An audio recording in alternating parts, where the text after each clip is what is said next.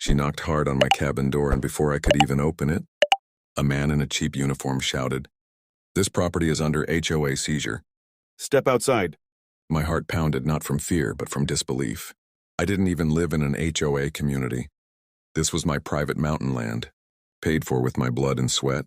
Behind the so-called officer stood Karen, arms crossed, smirking like she owned the forest. She waved a paper in the air. "Your cabin violates community rules," she barked. "Pack up or we'll arrest you."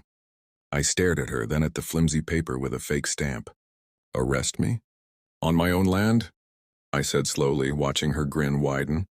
The man in uniform stepped closer, hand on a plastic badge clipped crooked to his shirt. Everything about it screamed fake, but Karen whispered loudly, "Take him in. He doesn't belong here." For a second, I almost laughed. But then the man reached for his handcuffs, and I realized this wasn't a joke. They were really trying to drag me out. My fists clenched, but I didn't move. Instead, I stepped out onto the porch, straightened my jacket, and looked both of them in the eye. "You picked the wrong cabin," I said quietly. Karen scoffed. "What, you think someone like you can fight the HOA?" She thought she had me cornered. She thought I was just some guy in the woods.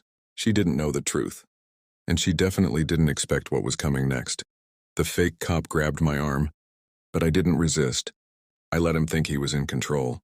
Karen's grin stretched wider, her phone already recording like she was about to upload her victory to some neighborhood Facebook group. "This is what happens when you don't follow the rules," she sneered.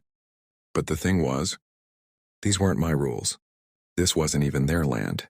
I'd bought every acre around this cabin straight from the state years ago. My deed was ironclad.